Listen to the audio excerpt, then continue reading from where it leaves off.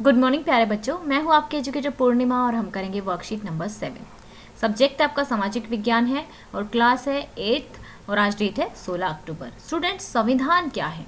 तो देखिए, आपकी जो किताब होती है तो उसके पहले पेज पर लिखा होता है उद्देशिका। उद्देशिका क्या होता है? जैसे आपकी एक बुक होती है ना, तो बुक से पहले इंट्रोडक्शन दे दिया जाता है कि भाई इतने ये चैप्टर हैं, ये टॉपिक हैं, इस बुक में ये कवर कराए जाएंगे।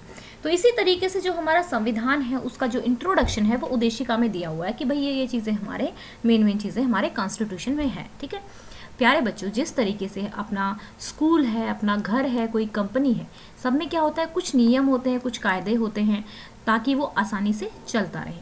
ठीक है, इसी प्रकार किसी भी देश को कानूनी रूप और सुचारू ढंग से चलाने के लिए नियम और कानूनों की आवश्यकता पड़ती है। एक दस्तावेज के रूप में जमा किए गए इन्हीं नियमों को, यानी कि हम क्या करते हैं, एक दस्तावेज, यानी कि दस्तावेज का मतलब हो गया कि एक डॉक्यूमेंट, ठीक है, के रूप में इनको जमा किए गए नियमों को कानून या फिर ठीक है, इन्हीं नियम कानूनों को क्या बोलते हैं, संविधान कहते हैं। दूसरे शब्दों में आप ये कह सकते हैं मूल सिद्धांत स्थापित किए हुए दृष्टांतों का एक समुच्चय है जिसे किसी राज्य या संगठन को चलाने में सहायता मिलती है और यह किसी देश का एक मौलिक कानून है। ठीक है बच्चा, तो मौलिक कानून है। ठीक है, ये आंसर है हमारे क्वेश्चन नंबर।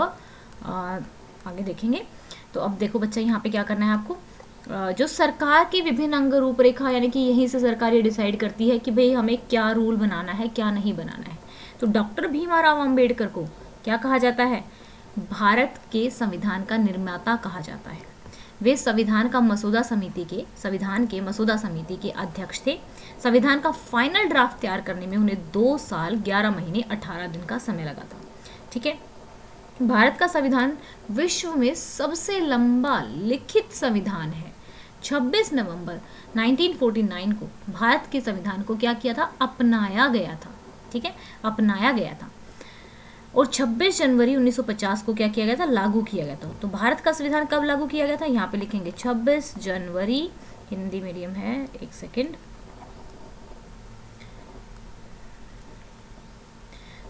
कल का लाइव सेशन किस किस बच्चे ने देखा था, कमेंट करके बताएंगे मुझे। कल के लाइव सेशन में क्या क्या चीज़ें समझ में आई ये मुझे बताएंगे।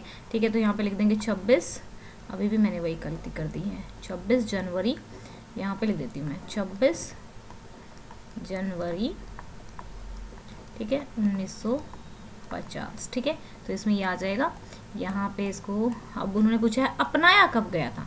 अपनाया भी 26 को ही किया गया था, लेकिन 26 नवंबर को अपनाया था, 26 नवंबर। ठीक है, कब, 1949 में।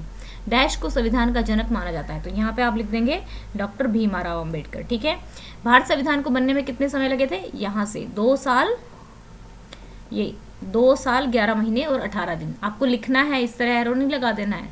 संविधान किसे कहते हैं, संविधान किसे कहते हैं बच्चा, यहाँ से आप लिखेंगे, ऊपर हमारा आंसर दिया हुआ है, ये देखिए,